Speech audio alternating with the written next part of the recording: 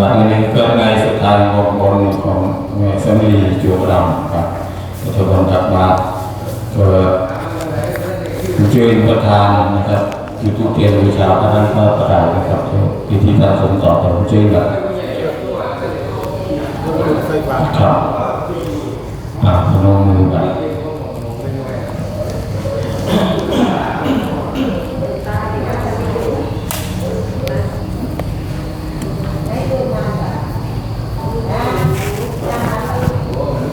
ไหว้พระรับคุณต่อไปครับกราบเลยดอกอิเมนะสักการะนะตังพุทธังอภิปูชยามะอิมินาสักการะนะตังธัมมังอภิปูชยามะอิมินาสักการะนะ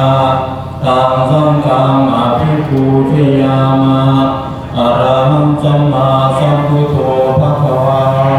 พุทธังภวันตังอภิวาเทมิสวากขาโตภควตาธัมโมธัมมังนัมมัสสามิสุปฏิปันโนภควโตสาวกสังโฆสังฆังนะมามิมัจยังพันเตวิสุราคณาทายาอิสระเนนะสหปัญจศีลานิยาจามาทุติยมปีมยังพันเตวิสุราคณาทายาอิสระเนนะสหปัญจศีลานิยาจามาตติยมปีมยังพันเตวิสุราคณาทายาอิสระเวนะสหปัญจศีลานิยาจามาภะคะวะโตอะระหะโตสัมมาสัมพุทธัสสะนะโมตัสสะภะคะวะโตอะระหะโตสัมมาสัมพุทธัสสะนะโม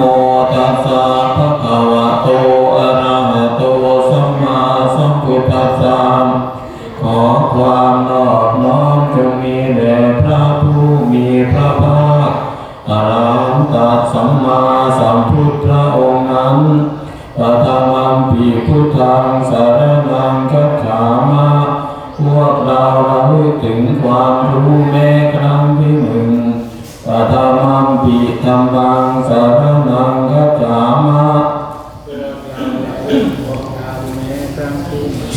ตัตุติมัทมัมปีสังฆังสารนังคัจฉามะพวกเราระลึกถึงสงฆ์แม้ครั้งที่หนึ่ง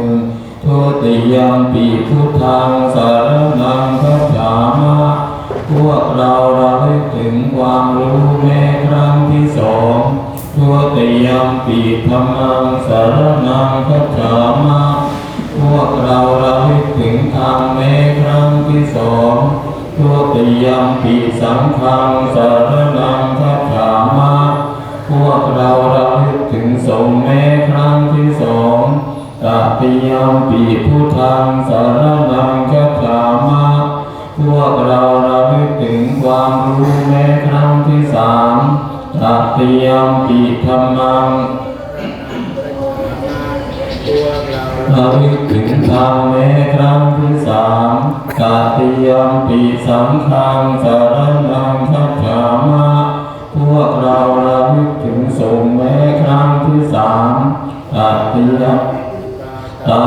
เวรมณีสิกขาปะทังสมาธิยามะ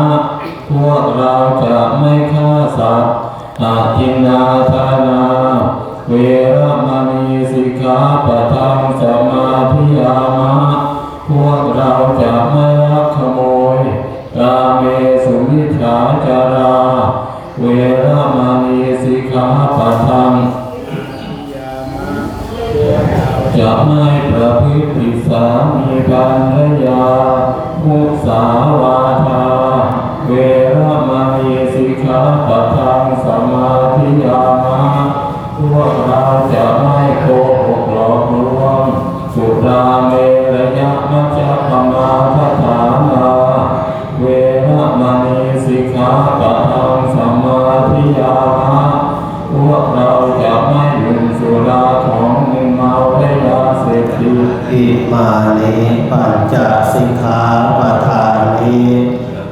ที่ต้องศึกษา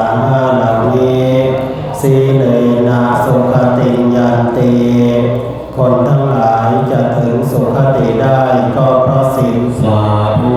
สีเลนะโภคสัมปทาจะถึงพร้อมด้วยทรัพย์สมบัติได้ก็เพราะศีล สาธุ สีเลนะนิพุติยันติจะถึงความสงบพร่มเย็นได้ก็เพราะศีลตัสสมาสีลังวิโสทะเยเพราะฉะนั้นคนควรจำระศีลให้หมดจด สาธุวิปปิปตังปฏิฆานาปุถานาปุถิยาปิปฏิปตังปฏิฆานาปุถานาปฏิยาปิปฏิปตังปฏิฆานาปุถา